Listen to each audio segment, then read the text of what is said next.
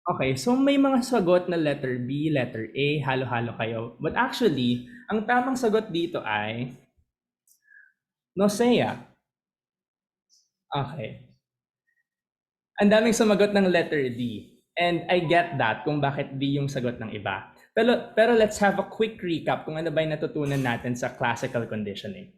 Di ba may tinuro tayong shortcut dito kung paano i-approach yung classical conditioning type of questions? We have to note na yung unconditioned response and yung conditioned response ay palaging similar behavior. So hindi po pwede na magkaiba sila ng behavior. Ang pinagkaiba lang nila ay yung cause na nag-elicit ng behavior na yon. For example, dito sa before conditioning, ang unconditioned response natin ay yung nausea, and that was the result of being exposed to the chemotherapy drugs. And then after conditioning, ang conditioned response ay nausea pa rin. But if you would be more specific to that, sasabihin mo na yung conditioned response mo ay yung nausea that was caused by seeing the oncologist's office. So yun, no? So may mga sumagot ng vomiting, but we have to think about it. Is it really parang nag-vomit ka kaagad after nung chemotherapy drugs? Diba? You felt nauseous, kaya ka nag-vomit. So yun yung nag-precede sa vomiting, which ay yung nag-succeed dun sa chemotherapy drugs. Kuha ba? And kung maalala natin before, diba yung pag sinabi nating unconditioned, we have to frame our mind kung ano ba yung nangyari sa before conditioning. What was natural? So ano ba yung naturally na nakakapag-elicit ng nausea? Is it the oncologist's office or the chemotherapy drugs? Di ba yung chemotherapy drugs? Right? Tama ba? Did you get that? Drug. Okay, tama. May sumagot. Through private. If you're not comfortable chatting sa everyone dito sa Zoom, that's totally fine. Pwede lang mag-direct message. But I encourage you everyone para sumagot, para maging interactive yung session. Okay? So, ang clue natin, moving on, kapag conditioned, after, ano yung natutunan? So, is it natural na kapag pumunta ka sa oncologist's office para kay Mirabella na ma-feel yung nausea niya? Is it natural? Of course, yeah, hindi siya natural. Kaya, yun yung learned response. So, ang sagot dito ay, nausea, just for the fact that we need to keep in mind na yung conditioned response and unconditioned response ay palaging parehas. Just different kung ano yung nag-cause sa kanila. Okay? Yun yung pampalito dyan, yung vomiting.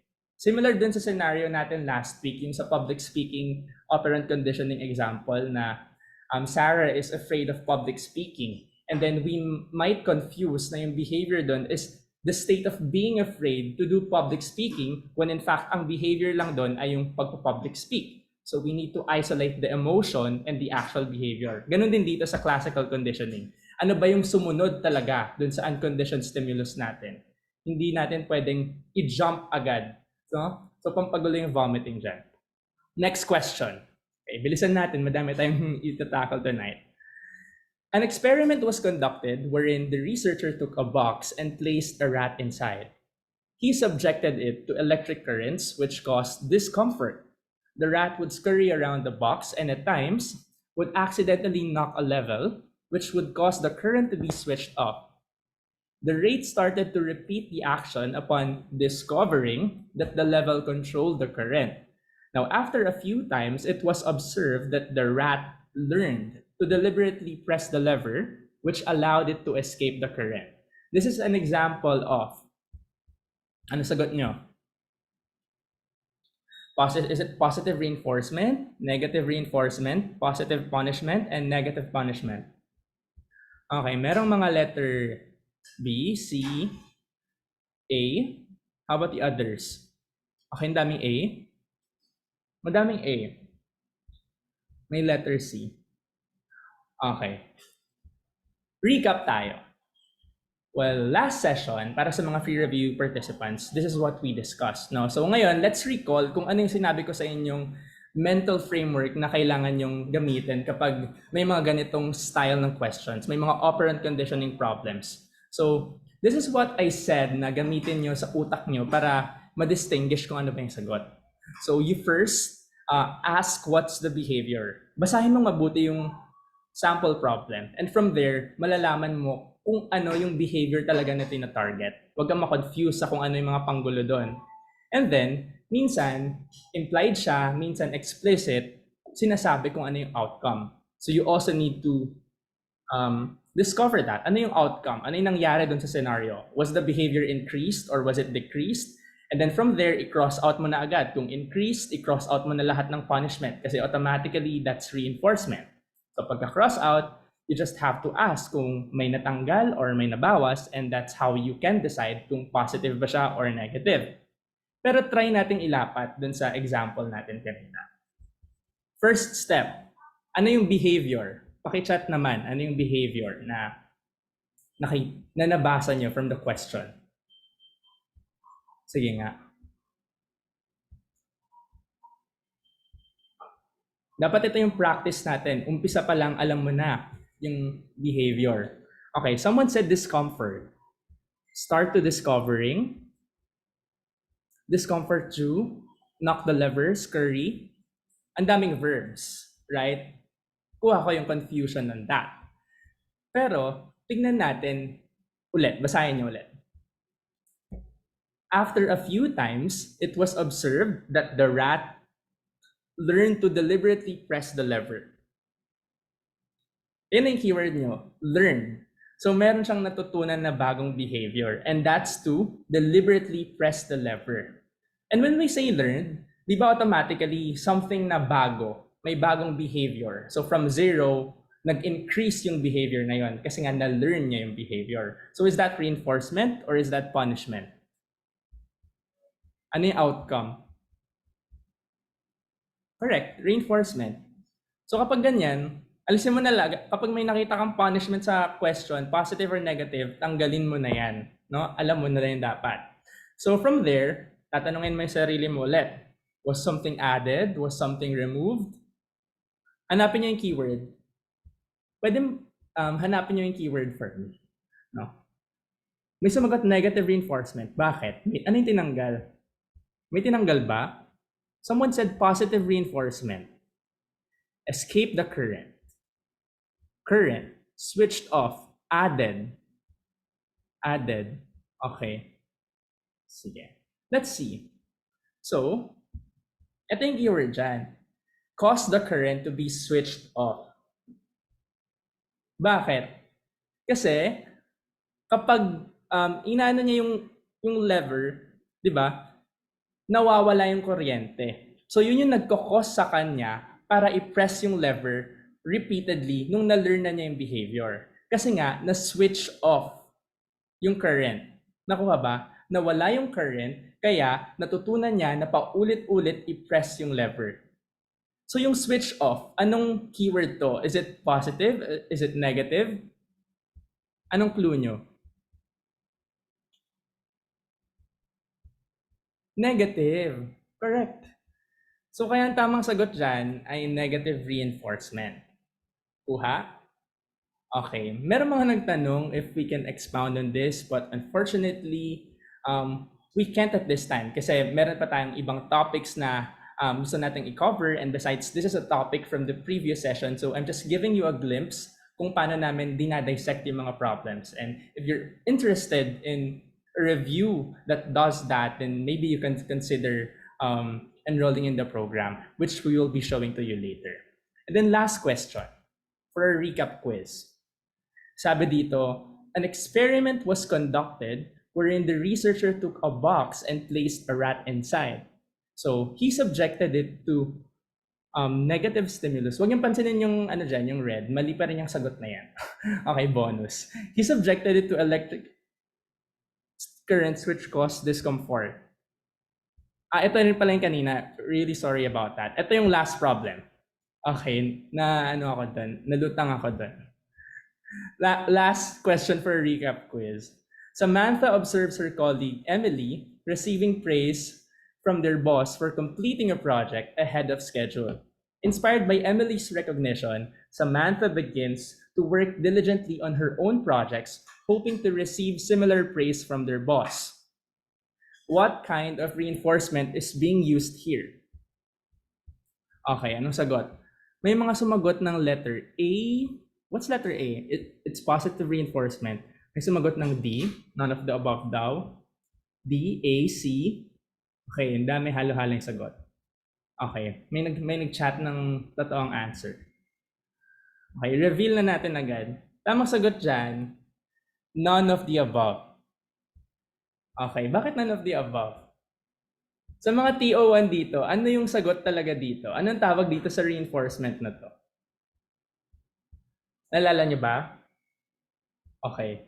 Ay, ibang reinforcement daw. May sumagot, social learning theory. Okay, may sumagot na. It's vicarious reinforcement. Paano to? It's si Raciel yung nakasagot, balite. Correct, it's vicarious reinforcement. And isa tong concept sa social learning theory na na-discuss natin last week, no? So this emerged as a criticism sa behaviorism na super nurture type of approach daw yung behaviorism na lagi lang daw tayong reliant sa external intervention. Kung may ma-receive man tayong punishments or reinforcements, dun lang daw tayo natututo. Ngayon, sabi ni social learning theory, hindi mo kailangan maranasan kung ano yung mga reinforcement or mga punishments na yon. It's enough for you to see it being done to other people to give you an idea of how it would affect you consequently. Parang dito, meron tayong diagram dito si Blue and then yung friend niya na si Red nakaka-graduate and then nakita niya na kinoment siya ng tatay niya for graduating. I'm so proud of you, son. So, kung behaviorist tayo, kailangan mong ma-receive yung reinforcement na yun to be reinforced to do that certain behavior. Pero di ba sa social learning theory, we learned last time na you don't need to experience it yourself. Kailangan mo lang ma-witness yun. Kasi di ba, observational learning yung ina-advocate ni Bandura sa social learning theory. We just need to see it for ourselves. Uha? So, last week, para sa mga free review participants natin, dito kami nagtapos last week. So yung mga black dyan, lahat ng yan yung mga na-cover namin since the start of the session. So bawat school of thought, in-explore namin yung mga theories that are involved. And hindi lang nakalagay dito sa Gestalt psychology, hindi naka-specify yung mga principles dyan, but you may look that up by yourselves. So nagtagal kami sa psychoanalysis and behaviorism kasi super heavy ng mga theories na to. And that's why for this session, and yung magiging main content natin dito sa free review, papasok na kami sa Cognitivism, which we will be sharing with you as well. So ang mga theories sa behaviorism, andyan si Piaget, the cognitive development theory. So ito yung susundan nating outline ngayon. And then after Piaget, we will be delving on Vygotsky's social-cultural theory. And then afterwards, yung moral development theory ni Kohlberg. And then finally, we will be sharing with you yung mga details sa review packages that Tenten Academy is offering. Okay? So yung last recap quiz natin, we talked something about vicarious reinforcement. Yung reinforcement na hindi mo kailangang ma-receive from other people, pero enough na that you made sense out of that situation by observing it in others. So kaya rin dito, kung mapapansin nyo, yung social learning theory, it's a mix of behaviorism and cognitivism. Well, hindi ganun ka-true yung pagiging mix nito from behaviorism and cognitivism. Hindi siya perfectly equally influenced by behaviorism and cognitivism. Kasi, ang pinaposit ng cognitivism as opposed to behaviorism ay meron tayong active role sa development natin on how we acquire knowledge, on how we apply knowledge. Diba? Ang cognitivism, it answers how do individuals acquire, organize, process, and apply knowledge. It emerged as a response to psychoanalysis and behaviorism. Kasi si behaviorism, ang tingin niya sa isang individual, very mechanical, na parang machine. Kung ano yung pinasok mo sa individual, yun yung ilalabas niya. And then si psychoanalysis naman, ang dating niya, more on the unconscious mind talaga yung tinatakal niya. Ngayon dito sa cognitivism, in response to those, meron tayong awareness, meron tayong agency as to how we can direct our own learning. Kaya nga, yun yung introductory theory natin pagdating sa cognitivism, yung social learning theory. Kasi sa social learning theory, meron tayong self-efficacy na tinatawag, gaya ng nabanggit last time. Merong agency yung tao to process kung anong nare-receive niya from the external. Kaya dito, it focuses on understanding mental processes, emphasizes the importance of internal mental structures and representations in shaping behavior and learning outcomes. Kung matatandaan natin sa behaviorism, di ba, ang critic niya sa psychoanalysis was that hindi natin kailangan pag-aralan yung unconscious. Dito sa behaviorism, we take pride sa pagiging science ng school of thought na to kasi we focus on something that we can observe. If we can't observe something, for example, yung thought, na-observe mo ba kung ano yung thought ng isang tao? Na-observe mo ba or na-measure mo ba ang unconscious mind na pinopropose ng psychoanalysis? Hindi. So kaya ganun yung estilo ng behaviorism, if that's the right word. And ito naman si cognitivism, pumasok siya na ang psychology, para matawag nating science na nagre-rely sa scientific method, it's not entirely needed na ang psychology ay mag-focus lang to something that we can see.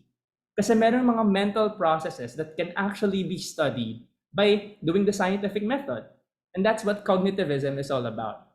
And ang mga key theories dito na iisa-isayin natin ay yung cognitive development theory ni Piaget, social-cultural theory, moral development theory. For the rest of the session, yan yung pagtutuunan natin ng pansin. First theory, cognitive development theory. Is this the first time you've heard about this theory? Okay. No? Okay. Ano yung mga alam nyo about this theory?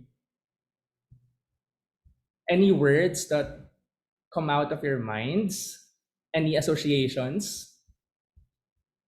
Keywords. Scheme, assimilation, ano pa?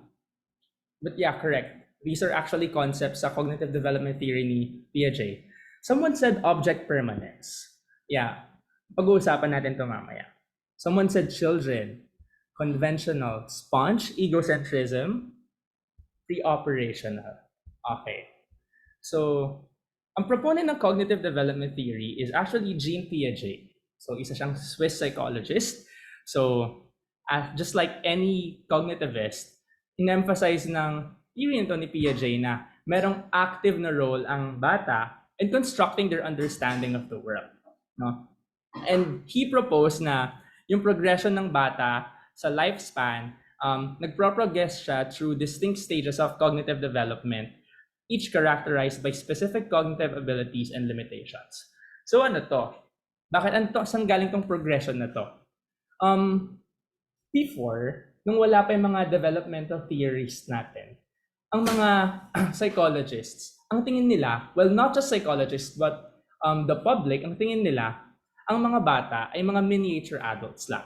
Na kumbaga, kung ano yung isang matanda, kung paano siya mag-isip, yung mga bata, similar, pinaliit mo lang sila. Ngayon, papasok ngayon ang cognitive development theory. Sabi niya, hindi. Ang mga bata, every individual, we progress through stages of how we develop cognitively. Well, kay Piaget, yung cognitive development yung pinag-aaralan niya. But then, meron din yung mga, for example, yung psychosocial theory na na-discuss natin last week, that's another domain of development naman. Pero dito, kay Piaget, ito yung mga stages na pinopose niya.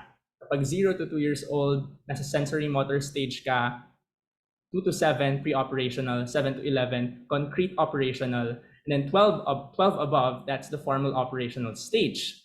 Ngayon, well, itong mga age na to, approximates lang to. And kung titingin kayo sa mga iba't ibang reference, this could vary. But this is just to give you an idea kung nasa ang stage na yung mga bata, kung may ganitong specific age tayo. Ngayon, meron tayong mnemonic dyan for you to easily remember kung ano yung mga stages na yan. Minsan, I like to tell my students na isipin nyo na lang yung mga sarili nyo. Some people can't focus. Isipin nyo yung mga sarili nyo, pero wag nyong i-internalize na kayo yan. So SPCF, and that stands for sensory motor, pre-operational, concrete, and formal. O, tandaan nyo yung mnemonic na yan. Pero ngayon, isa-isayin natin kung ano yung nangyayari sa mga stages na yan. And I think some of you even already said kung ano yung mga concepts na to. Nabanggit na may iba eh. Kanina may nag-chat ng object permanence. Someone also said conservation kanina. Dadaanan natin lahat yan. Okay? Okay, so sensory motor stage. So from the word sensory motor, ano yung naiisip niyong word? Any associations you have with this? Sensory motor. Senses. Senses. Motor skills. Yeah. Basically, tama. Touching. Okay. Sensing. Tactile. Okay, I like that word. Well, from that alone, siguro hindi mo na kailangan ng definition. Sensory motor. Kasi dito, infants learn about the world through their senses and actions. Kapag may nakikita sila, wala pa silang pag-make sense sa kung ano yung mga nakikita nila. It's just that nakita nila ito at alam nila na ito yung nakita nila. Kuha ba? Parang for example, binigyan mo siya ng isang bagay, may idea ba siya kung ano yung gagawin niya dun sa bagay na yun? Wala. Kasi it ends dun sa part na na-sense niya yung object na yon or na-sense niya yung stimulus na yon. And ang mga infants, ito yung mode nila of getting to know the world around them through their senses. Kuha ba? And ang mga concepts dito na pinakamahalaga ay yung object permanence na tinatawag natin and the concept of causality. Ito yan. Object permanence.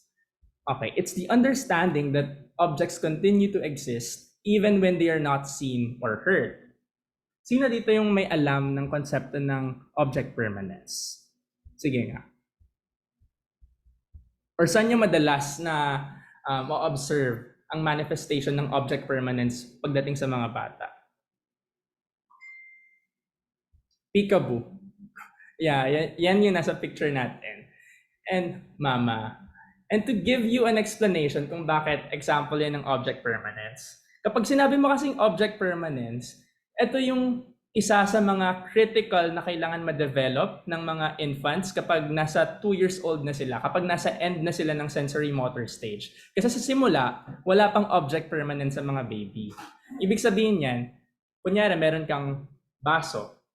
So nakikita nila ngayon yung baso. Ngayon, kapag tinago ko yung baso at hindi na nila nakikita yung baso, babies would think na hindi na nag-e-exist yung baso.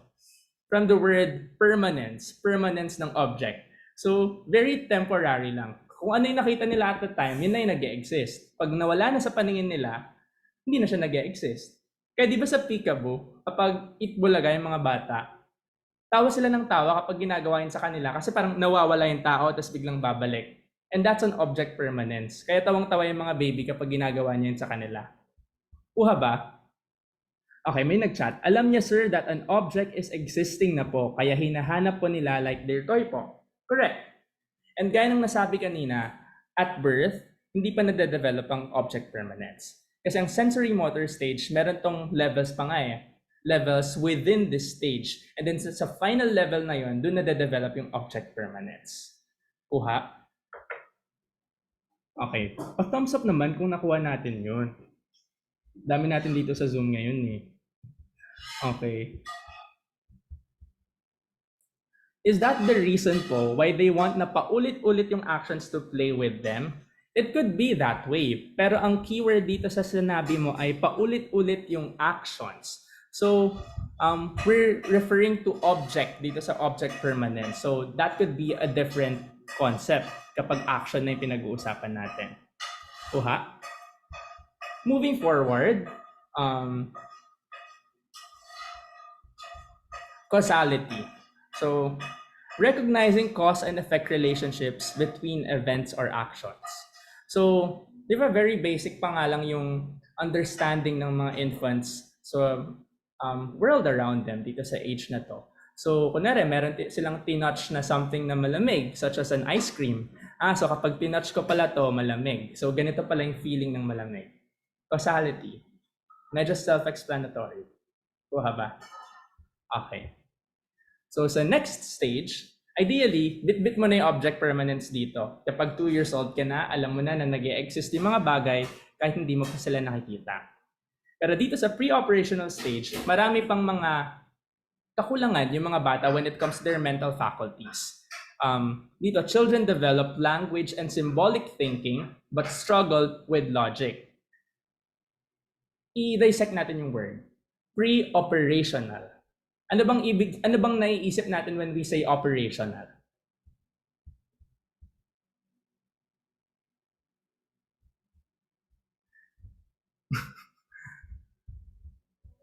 Ay, sorry. May maingay ba? Okay. Okay. Sorry about that. Thank you for pointing out. Okay. Functioning. Before doing. Okay, I like this kasi yung pre, na-define niya na din. Before doing. Function, functioning, logic. Working fully, operational. So, kaloka ako nagtuturo ng Soksay dati. Di ko ata to na ituturo. Si Sir Lian talaga.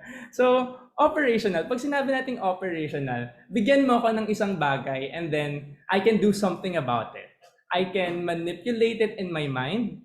I can do certain functions, gaya ng mga na-mention niya dito. So, pre-operational. And then, since meron tayong prefix na pre, ibig sabihin, hindi pa nakakamit ng mga batang to yung operations na yon. So, nagsastruggle sila with logic. And unang-una sa mga important concepts when we talk about this stage ay yung egocentrism. Na-notice niyo ba na yung mga bata, minsan super selfish sila? Sinasabihan niyo na, kung batang to hindi nagpapairam ng laruan, parang damot-damot niya. Kung tatanungin niyo si Piaget, sasabihin niya, normal lang yan sa mga bata kasi characteristic yan ng mga bata under the pre-operational stage. And he defined it as the difficulty seeing things from perspectives other than one's own. How do we make sense of that? And si Piaget, meron siyang 3 mountains experiment na tinatawag natin. That could appear in the NMAT. But I want you to have an idea kung paano niya nalaman na egocentric yung mga bata. Tignan niyo tong example na to. So, kunwari meron tayong top view. So, si egocentric child, for example, siya yung red circle dyan. And then sabihin natin merong doll. Dyan, yung square na shape dyan na color black sa may gilid. Ngayon, kapag tinanong mo si egocentric child, ano yung nakikita mo sa harap mo? Ang sasabihin ni egocentric child, meron akong nakikitang diamond, and then sa right niya may heart, tapos sa left niya may triangle, and then sa likod, merong star. Ngayon, kapag tinanong mo si egocentric child, ano yung nakikita naman ng doll sa kanan niya? Anong sasagot ni egocentric child? Ano sa tingin niyo? Kapag si doll, ano daw yung makikita ni doll sa right niya? May nagsagot star, circle, heart, heart. Wala, him, diamond, heart. Tamang sagot ay heart. Kasi hindi niya nailalagay yung posisyon niya sa perspective ng iba. So kapag tinanong mo siya kung ano yung nakikita ng doll, sasabihin niya kung ano yung nakikita niya rin sa point of view niya. Kuha ba? So dyan nalaman ni Piaget na egocentric ang mga bata. Pero ang egocentrism, gaya ng object permanence, it develops through time. No? So nababawasan yung pagiging egocentric ng mga bata habang tumatagal. Pero itong area na to ng pre-operational stage, dyan talaga yung pinaka intense yung pagiging egocentric nila. So pagpasensya nyo na yung mga bata kung naiinis man kayo kapag super selfish nila, immature, that's their nature. Okay? Next concept, irreversibility. Bakit ko in-explain itong mga concepts na to? Kasi in the NMAT, these concepts can be described and you'd be asked to identify kung anong concept to. And minsan kasi may mga pagkakapare-parehas ng mga concepts na to and pwede kayong malito. So ngayon, sa irreversibility, sabi ni Piaget, it's the inability to mentally reverse a series of steps or thought processes. Tingnan na lang natin tong picture na to. Sabihin natin yung building dyan ay classroom. Yan yung school, for example. Yan yung school, tapos meron siyang madadaanan na lake, and then yung bahay niya dun sa pinakataas. Ngayon, for example, sabihan mo yung bata na ito yung mga madadaanan mong lugar para makarating ka mula sa bahay hanggang sa school. Una, makakadaan ka sa bahay, and then may madadaanan kang lake, and then finally, makakarating ka na sa school. Ngayon, children under the pre-operational stage, wala silang, nahihirapan sila. They struggle with reversing things. So kapag inask mo sila, paano ka babalik sa bahay mo from the school? Mahihirapan sila sabihin na from school may madadaanan kang lake tapos makakarating ka sa bahay nyo. Inability to mentally reverse a series of steps or thought processes. Pero tong picture na to, nilagay ko lang to for visual representation. Ang sinasabi kong hirap sila mag-reverse ay sa utak nila. No? So it would be different syempre kapag meron silang visualization. Pero tong irreversibility na to, in their minds, nahihirapan silang gawin. Kuha? Kuha ba? Di ko ata to na-develop as a child. Really? Paano naman? Joan Muego, paano naman di na-develop yan? Okay, sige. Okay, next, animism. Ito medyo madali lang to. Attributing lifelike qualities to inanimate objects. For example, yung doll. So sasabihin mo yung doll, kapatid mo, o kaya sasabihin ng bata, kapatid niya yung doll or friend niya. Minsan nilalaro niya pa na parang totoong tao. Attributing lifelike qualities to inanimate objects. Simple as that. Next, artificialism. Okay, sino nang naka-encounter before ng artificialism? Okay, ganyan pa rin daw si Joan Muego until now. Is this the first time you've heard artificialism?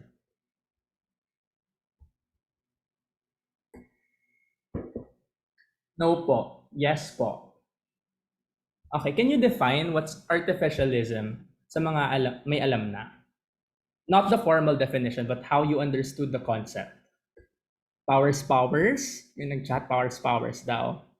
Okay, but Piaget said na ito daw yung belief that natural phenomena are created by humans or some external force. Kunwari merong bata, tapos sobrang lakas ng hangin, tapos mapapasabi siya, ang lakas ng hangin sa labas, siguro ang lakas na naman ng buga ng ng hangin ng tito ko. So parang sinasabi niya na yung tito daw niya yung nagko-cause ng malakas na hangin na nararamdaman nila sa labas.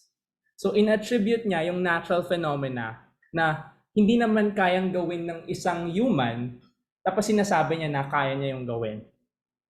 Parang yung mga napapanood niyo sa cartoons na kunyari siya yung nagko-cause ng fire kahit hindi naman kaya mag-cause ng fire ang tao gamit yung kamay niya, that's artificialism. Parang wala pang basis yung reasoning nila. That's different. Tatakal natin yan mamaya kung ano yung wala pang basis yung reasoning nila. But dito sa artificialism, it's more on kung kanina sa animism, we're attributing lifelike qualities sa mga inanimate objects. Dito sa artificialism, parang we're going beyond kung ano yung capacity ng human being in relation dun sa environment na ginagalawan niya. Avatar daw, o diba? O pwede yan, pwede yung artificialism. Next, ito yung sinabi kanina sa chat, yung wala pang basehan yung pag-reason out nila. Transductive reasoning, drawing conclusions based on superficial similarities rather than logic. Okay, ano yan? Example, merong bata nagkukulong sa kwarto. And then, tinanong mo siya, bakit ka nagkukulong dyan sa kwarto? Kasi yung aso natin, kinain niya yung dog food. Diba? Parang ang hirap i-make sense kung bakit ganun yung reasoning niya. Kasi hindi siya logical mag-isip at this time. At yun yung tinatawag nating transductive reasoning. Kapag merong mga mental frameworks tong mga bata na in reality, kapag itatapat mo, hindi nagme-make sense. Yun yung sinabi rin kanina sa chat na parang wala pang basehan yung pag-reason out nila. Utot ni San Pedro ang thunder. Meron yung mga magpipick up lines tapos ang sasagot, tawag dun, ang English ng kotse ay car. Baka yung mga yan napag-iwanan sa mga transductive reasoning na era nila sa pre-operational stage. Kung tayong ganyan, ha? Okay. So, next concept. Next stage pala. Concrete operational stage. So, ano ulit tayo? From the word itself, concrete.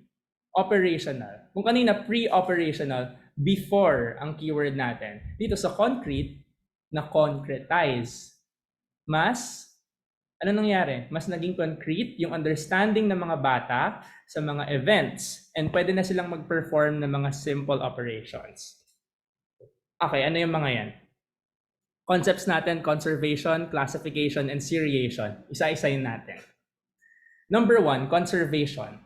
It's the understanding that quantity remains the same despite changes in appearance. Okay. Meron na ba ditong naka-experience ng ganitong assessment nung nasa preschool sila? At least if you still remember that. Yung parang ganitong experiment. Yes. Wow, tandang-tanda pa rin ng preschool ha. Okay. Unfortunately, hindi lahat naka-experience noon. And yan actually yung conservation na tinatawag ni Piaget.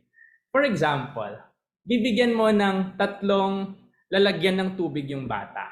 Glass A, Glass B, and Glass C. Before, yung original, ipapakita mo sa kanya na pantay yung tubig ng Glass A and Glass B. And then ipapakita mo din sa kanya na meron kang mahabang Glass C na mas vertical. And then, afterwards, ipapakita mo na ililipat mo lahat ng tubig from Glass B to Glass C. So nakita niya ganyan. Ngayon, kapag sa before, ang sagot nila, mas madami bang tubig sa A or sa B? Sasabihin nila, pantay. Ngayon, afterwards, pag tinanong mo sila, mas marami bang tubig sa A or sa letter C? Kapag ang sagot nila, mas maraming tubig sa letter C, ibig sabihin, hindi pa sila marunong mag-conserve. Kuha? Kasi parehas lang naman yung number yung amount ng water na transfer mo from B to C. And nakita mo na walang natapon or natagas. So, sabi ni Piaget, ang mga bata na nasa stage na to, na nasa concrete operational stage, they already have the concept of conservation, the skill of conservation, more specifically. Kapag pre-operational stage pa lang, ang sagot niya, mas marami yung letter C, kahit ang nakita niyang pantay lang yung tubig. Kuha ba? Yan yung conservation. Sa mga progressive schools, progressive preschools, isa ito sa mga assessment na ginagawa sa mga bata. Just to know if ready na ba sila mag-move up to higher levels. Kaya nga tinanong ko kanina kung meron mga naka-experience na to. As a preschool teacher, yes. Okay. Ayan. Preschool teacher pa pala si Joanne Moego. Okay. So, next, concrete operational stage, we have classification. So, marunong na mag-classify ang mga bata dito. It's the ability to categorize objects or ideas based on shared characteristics. Kaya kung matatandaan nyo, nung grade 1 kayo, di ba, yun yung time na nag-aaral tayo sa classifications of animals, mga amphibians, mammals, di ba? Yun yung kasi, this is the time na marunong na tayong mag-classify. Kaya, dito rin pumapasok kung kailan tayo tinuturuan ng ganung pamamaraan ng pagka-classify. 7 to 11 years old. Pretty much self-explanatory. So we move on to seriation. Arranging objects or concepts in logical order based on a specific property. Itong picture na to, alam niyo ba kung saan ko kinuha to? Four Sisters. Correct. Ano yung pattern ng Four Sisters nila? Ano yung pattern ng paglalagay nila ng Rebisco sandwich dun sa binubuo nila na sandwich na i-gift nila kay Baby Jesus? It's chocolate, cream, chocolate, cream. That's an example of seriation. Kasi meron silang specific property na sinusundan, merong specific kind of series silang sinusunod. So, sa mga concrete operational stage na bata, typically in 7 to 11 years old, marunong nang mag-seriate. Yan yung seriation. Anong seriation? Hindi lang yan about sa numbers, no? Pwede rin siya sa mga ganitong bagay, mga tangible things na yung pattern kung ano yung susunod, kung ano yung gagawin next, that's also seriation. Okay. Finally, formal operational stage. So, dito, adolescents na tayo. Hindi na mga children yung mga sinasabi, yung pinag-aaralan natin. So, 12 plus, 12 above years old. So adolescents gain the ability to think abstractly and solve hypothetical problems. Okay. Ano yung mga yan? Logical reasoning. I think this is a little self-explanatory as well. So making deductions or inferences based on facts, rules, or principles. So I think we can all understand it the way we've read that. Abstract reasoning, ito yung mahalaga. Thinking about concepts or ideas that are not directly observable. For example, meron kang kwinento sa isang adolescent na isang pangyayari. So ngayon, kwinento mo lang yon. Narinig niya lang. Ngayon, kaya niyang i-imagine kung ano mismo yung nangyari dun sa situation based sa kung paano mo kwinento sa kanya. So nagkakaroon siya ng mental picture kung paano mo pinikwento sa kanya yung nangyari. And that's abstract reasoning. Another example could be yung pagbabasa. So meron kang nabasa and then you have this ability to make inferences based dun sa nabasa mo kahit na hindi mo naman talaga nakita. Di ba sa abstract reasoning, we reason out in our minds by imagining things. Sa perceptual acuity and sa inductive reasoning, papasok yan. Kasi di ba, kaya hindi mo nakikita kung paano nagre-reason yung brain mo, it's just there. And kung kaya mo yan, you're in the formal operational stage already. Kasi nga, hindi mo na kailangang i-experience pa by yourself yung stimulus na yun to make sense out of it, gaya ng mga nasa sensory motor stage na walang object permanence. Formal na yung mga operations na kinakaya mo. Kuha? And then lastly, moral reasoning. So this is a little bit anchored on logical reasoning as well. So it's the understanding and applying principles of right and wrong in social situations. Very self-explanatory as well. Kung meron man critic sa cognitive development theory ni Piaget, it's that nawalan ng, parang na-oversimplify. Kung makikita nyo, yung last stage, 12 plus years old. So kapag matanda ka na, nasa formal operational stage ka pa rin ba? Kung isipin mo, di ba may mga matatanda na naturally humihina na yung mental faculties nila kapag tumanda, madaling makalimot. Minsan, sinasabi nila, bumabalik daw sa pagkabata. So yun yung critic naman sa cognitive development theory ni Piaget, na emphasis masyado sa early stages of life and nawalan ng discussion or parang mga propositions when it comes to those who are in their later life stages. Okay?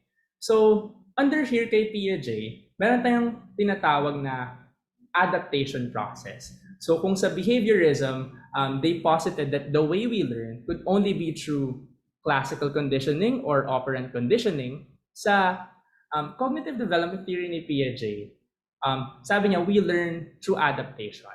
And that's on assimilation and accommodation. Pero for the purposes of keeping this review a little bit fair, no? So hindi natin ibibigay lahat ngayon. So I will reserve discussing that topic, that shortcuts kung paano malaman yung assimilation and accommodation sa next session namin sa TO1. So, okay. For now, alis muna tayo sa cognitive development theory at pasukin natin yung next theory under cognitivism, and that's Vygotsky's social-cultural theory. Main question that it seeks to answer, how do we progress? Okay, mali yung nakalagay dito. How do we learn through our environment? Okay, mali yung nakalagay dyan. Please ignore that. So dito, kay Vygotsky, so he emphasizes the role of social interaction and cultural context in cognitive development. Again, nasa title yan, di ba? Social, cultural. So mahalaga daw yun sa kung paano tayo nagde-develop cognitively. And dito, a similar thing that Vygotsky shares with Bandura ay they both acknowledge that learning is a social process. It happens in a social context. And dito kay Vygotsky, super emphasis on collaboration. So ano ba yung mga key terms na kailangan nating malaman dito sa social cultural theory ni Vygotsky? Okay, meron pa tayong 30 minutes. Number 1 ay yung zone of proximal development na tinatawag natin. So kung titingnan nyo dito sa picture, okay, meron kasing mga bagay na kayang gawin ng isang learner nang hindi mo siya tinutulungan. Basically, these are the things that one can do on their own. And then, meron din naman yung mga bagay na hindi niya kayang gawin ng mag-isa. Ngayon, here comes Vygotsky saying na lahat tayo ay merong zone of proximal development. And this is the range between what a learner can do independently and with help. So, kunwari, yung pag-aaral ng bike, for example, yung zone of proximal development mo ay yung part na meron kang training wheels dun sa bike mo. Kasi 'di ba, hindi mo pa kaya na walang training wheels yung ginagamit mo na bike. So sa zone of proximal development mo, natututo ka kung paano gamitin yung bike with the training wheels kasi you were aided in that situation so that eventually kaya mo nang gawin yon without the training wheels.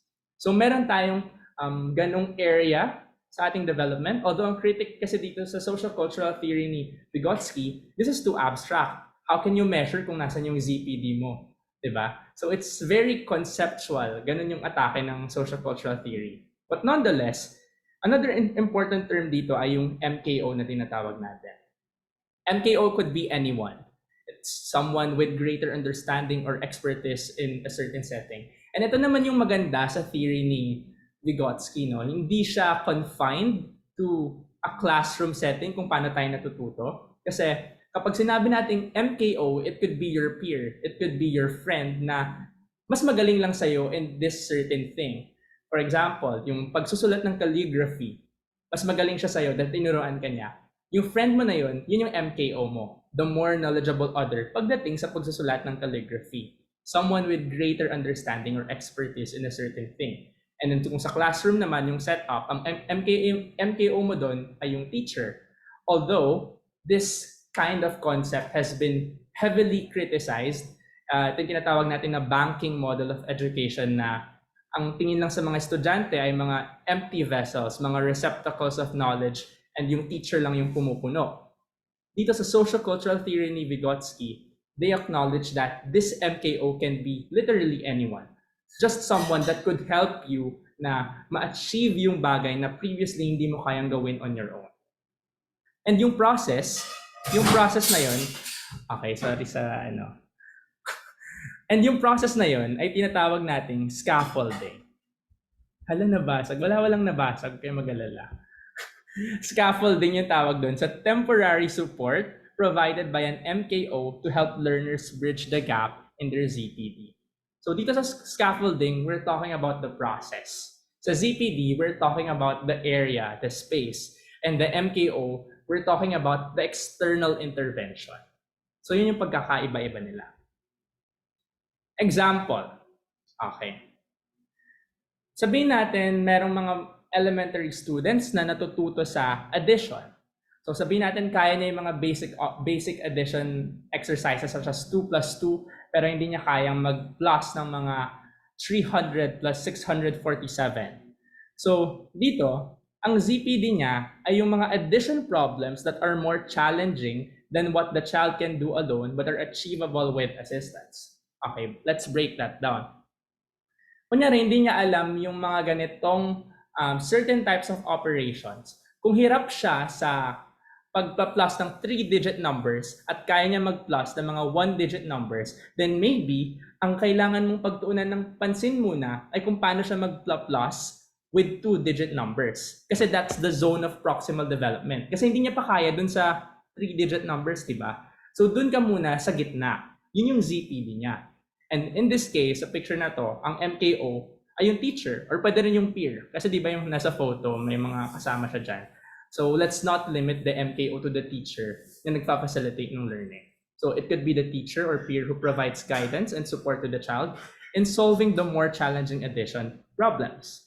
And yung scaffolding, okay, click on next. Scaffolding, yun yung process of breaking down the complex addition problems into smaller, more manageable steps, offering hints. Okay, clue yan, offering hints. So, nagbibigay ka ng hint dun sa bata.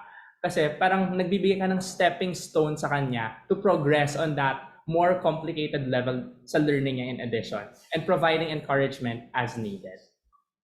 So, when we're scaffolding, mahalaga rin yung pagbibigay na encouragement.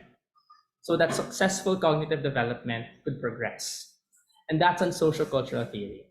Tatlo yan. Tatlong key terms na kailangan nyo tandaan. Okay.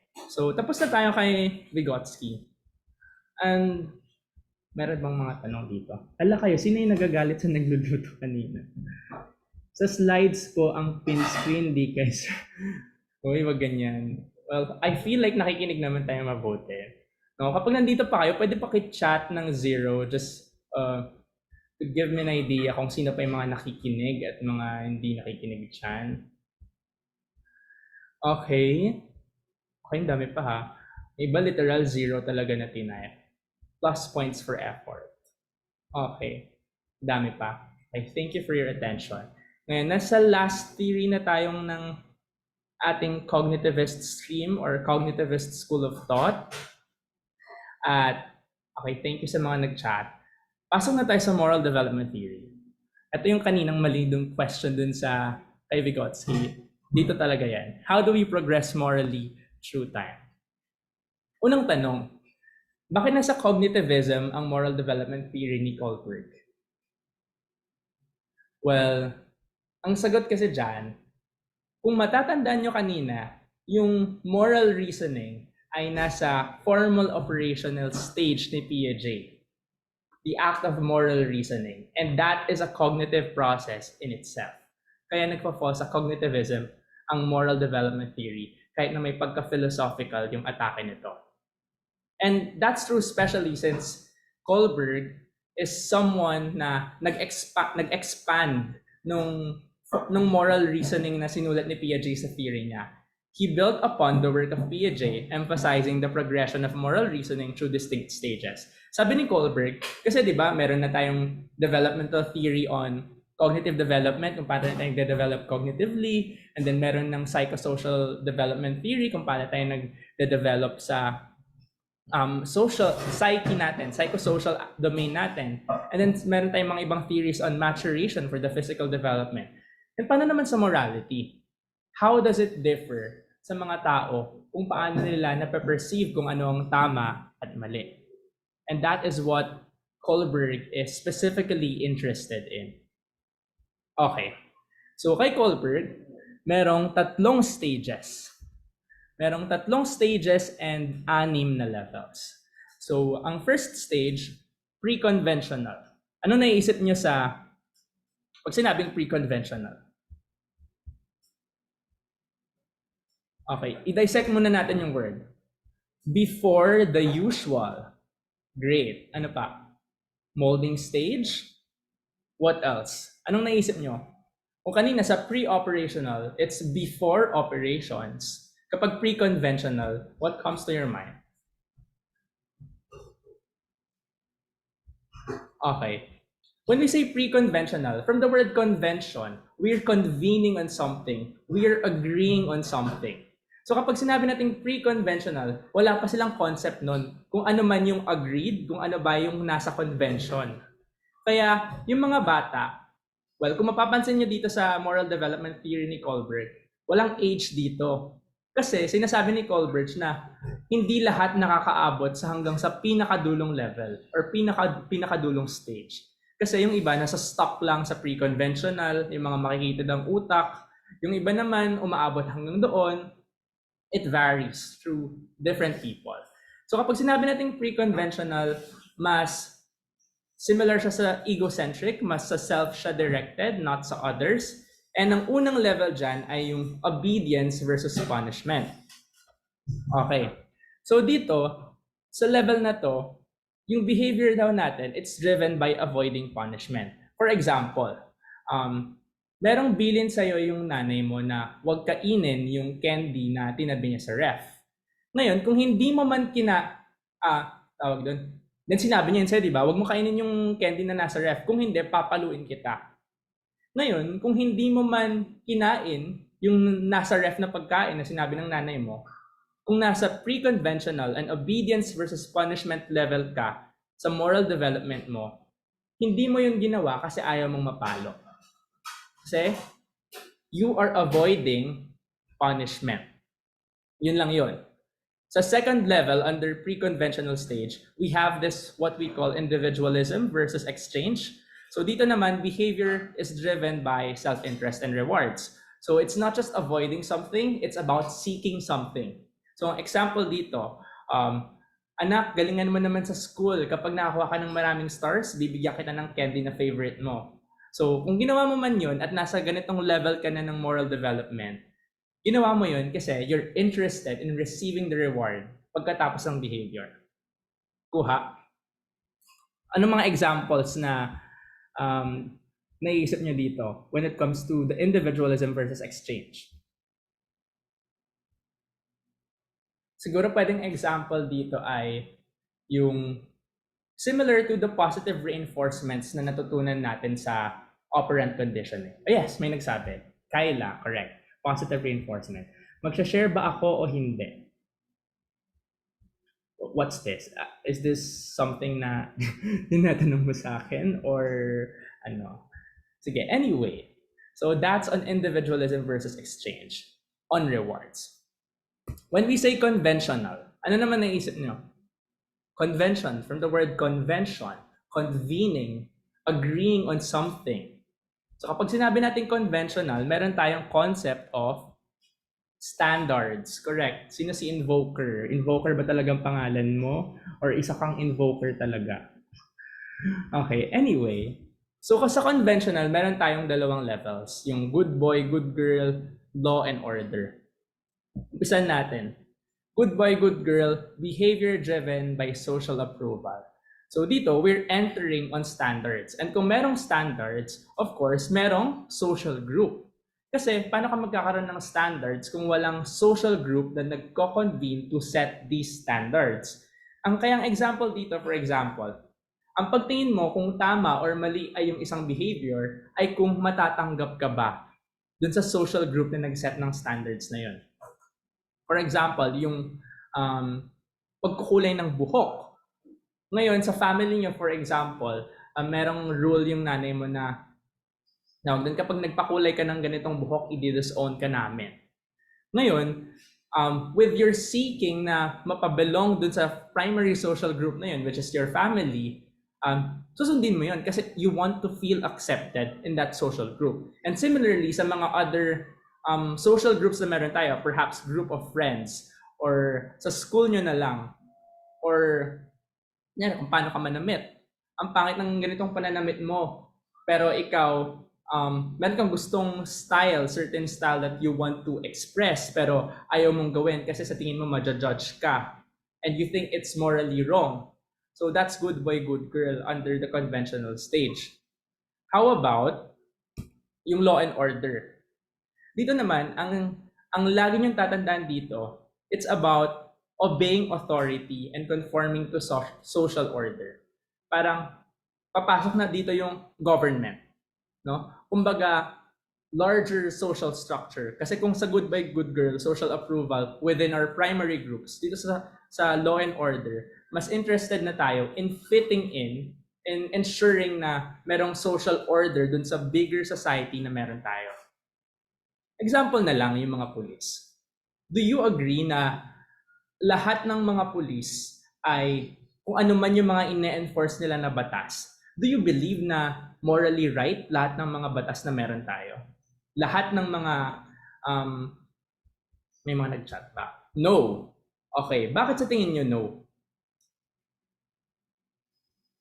Kasi anong dahilan kung bakit hindi morally wrong lahat ng mga batas natin? Bias. Pera-pera lang para sa ibang pulis. Objective. Ano pa? Well, dito sa, okay, only lawfully. Imagine magnakaw ka ng pagkain para sa mahihirap. That could be your example for the next stage. Dadaanan natin yan. Ayan, may sumagot. Joan Muego. Because it focuses more on order than being humanitarian. And yan exactly yung description natin for law and order level under the conventional stage. You're just interested in obeying the rules. Hindi mo kina-question kung yung rules ba na to ay makatao, kung tong rules ba to ay morally wrong? Does it preserve the value or the integrity and personhood of someone? So, wala kang sense kung tama ba talaga siya or mali intrinsically, pero you want to do this behavior to preserve social order. Gusto mo lang mag-abide sa rules. That's law and order. Okay. And then next, post-conventional. From the prefix post, so after, you are going beyond now sa mga conventions, sa mga standards. So under here, ay number one yung social contract. So behavior naman ay driven by a balance of social order and individual rights. For example, what are your views on same-sex marriage? Kung kanina, nagfo-focus tayo sa law and order. Ngayon, how about dun sa mga countries ngayon na hindi legalized ang same-sex marriage or same-sex union? Ano sa tingin nyo? What do you think about that? Ethics? The law isn't enough. We need ethics. Correct. Exactly. And yan yung purpose and yan yung essence ng post-conventional stage sa social contract. You were going beyond what the law is telling you. Kung illegal man ang same-sex marriage dito, that's not on your moral principles. That could be a deficiency on the understanding of the state on what constitutes true human freedom. Baka ganun. So ngayon, hindi mo na lang siya sinusunod. You're going beyond those standards. That's social contract. And that's just the first level ng post-conventional. Kasi finally, sinasabi ni Kohlberg na madalas hindi nararating ng karamihan. Most people die na nasa conventional lang sila. They're living their lives, pleasing other people, trying to fit in. Nasa conventional lang sila.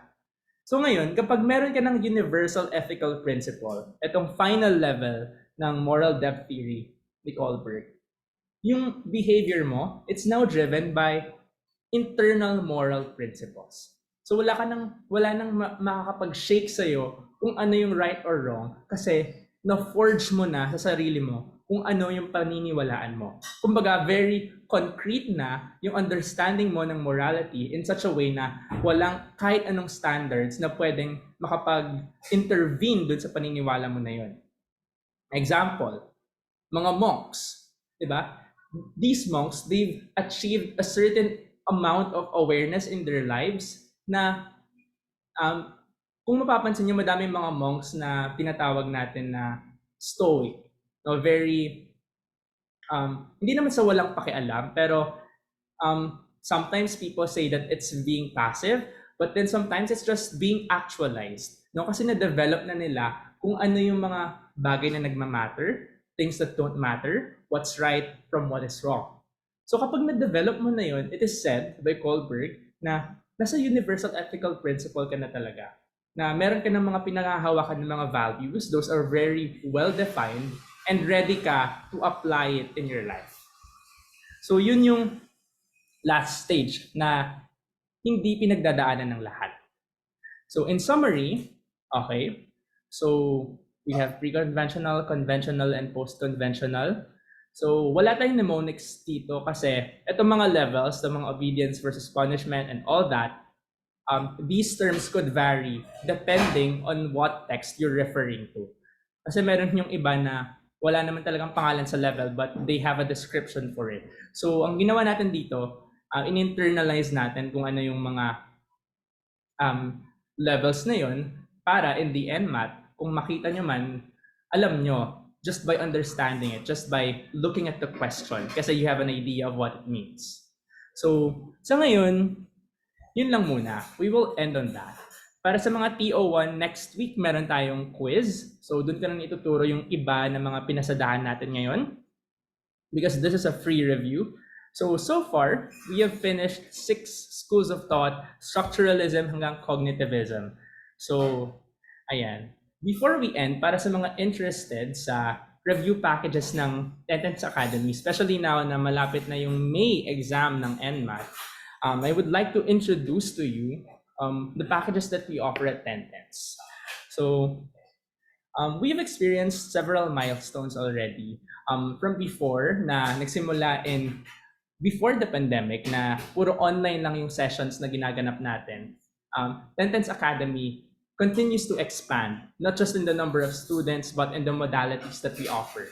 Ngayon, meron na tayong mga face-to-face coaching. So, kung gusto niyo mag-avail ng final coaching natin, later on mag-announce kami on how you can avail just that. So, ginaganap to sa Sampaloc. So, if you can attend, pwede niyong malaman kung yung details about this once you message the page. So, as for the team, so ito yung mga magiging team of lecturers na makakasama nyo once you enroll in our NMAT review. So, andyan si Sir Dairo. So, siyang ating chief NMAT lecturer kasi hinahandle niya yung mga part 1 subjects such as inductive reasoning, perceptual acuity, and as well as biology. And then, of course, I think you've met already Sir Tenten, Mr. Liam Justin Salundaga. He teaches chemistry. So I think you've witnessed already kung paano siya mag-lecture. So next, we have Sir Jean or Engineer David Genesis Pedeglorio. Siya naman yung magiging teacher niyo sa physics kung sakali. And then ako sa baba. So social sciences. Okay, and then we also have Mr. Jamil Francia, siyang CMO natin, Chief Marketing Officer. And then for verbal, meron din si Sir Harold Garcia. So, review inclusions. So, you will be given access to Canvas. So, magkakaroon kayo ng accounts kung saan ma-access niyo yung mga review materials natin. So, dito, basically, ito yung magiging LMS natin, yung Learning Management System, much like Google Classroom. So, may enroll kayo dito. And then dito, ma-upload lahat ng mga trances, lahat ng mga recordings, PowerPoint presentations, sample problems. It's all organized here. So, you might be interested in that as well. So, yan yung mga inclusions, mga PowerPoints na available. And then also, kapag nag-review kayo, you also have this chance to get your predicted PR. So, along the way sa review program namin, meron kaming mga mock exams at the beginning, sa gitna, and sa dulo, which could allow us to predict your PR para malaman nyo kung saan kayo pwedeng mag-focus sa pinag-aaralan nyo and saan yung mga pwedeng maging safe na sections in the NMAT. So, recently, ito yung mga achievers namin, may mga naka 99, 99 plus, and then nung mga October takers, ayan, okay, I'll just let this picture speak to you guys. No? So, kung siguro gusto niya ding mapabilang sa mga top notchers ng Tenten's Academy, enroll na kayo. So, ito yung magiging mga process. Kaya na mention kanina, may mga mock exams, and then midterm, and then final simulation exam. And then we offer a final coaching. This could be face-to-face or online. So, para makuha niyo yung desired na PR nyo, andito kami to help you do that. So, if you might be interested in the review, ito yung synchronous schedules natin. Parang ganito lang din siya. 7 to 8:30 kadalasan ginaganap yung, well, most of the time, 7 to 8:30 unless may unforeseen circumstances, ginaganap yung mga reviews natin. It's not every night, pero well distributed yung mga subjects. So, this offers flexibility para din sa inyo na siguro may work sa umaga or may klase sa umaga. So, sa gabi, dun tayo magkaklase. And then if you cannot attend those sessions, meron tayong mga recordings on that. It's not required to attend all the synchronous sessions, but it's highly encouraged.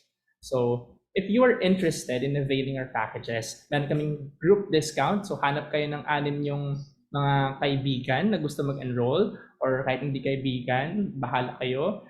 And meron kaming 600 pesos off each kung ito yung in-avail ninyo. That's 1,699.